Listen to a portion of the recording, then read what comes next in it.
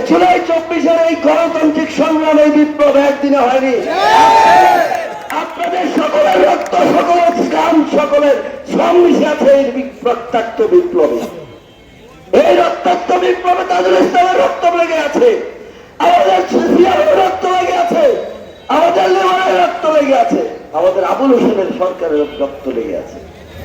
আমরা আজকে এই সরকারকে বলতে চাই, শুধুমাত্র এই বৈষম্য বিরোধী একটি অংশ ছাত্র দলের নেতৃত্বকে সম্মান করে আপনারা কোনদিনও জনগণ সমর্থিত সরকার হতে পারবেন না, ধারণ করতে পারবেন না।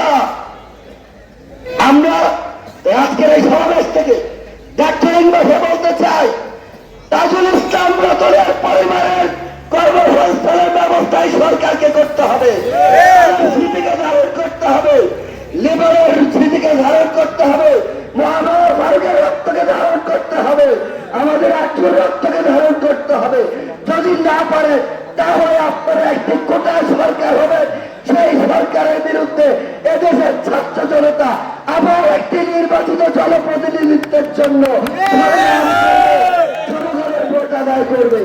আজকে তরুণটা বেকার হচ্ছে, তরুণদের চাকরি হচ্ছে না, এই ভোটের মাধ্যমে আমরা আদায় করব।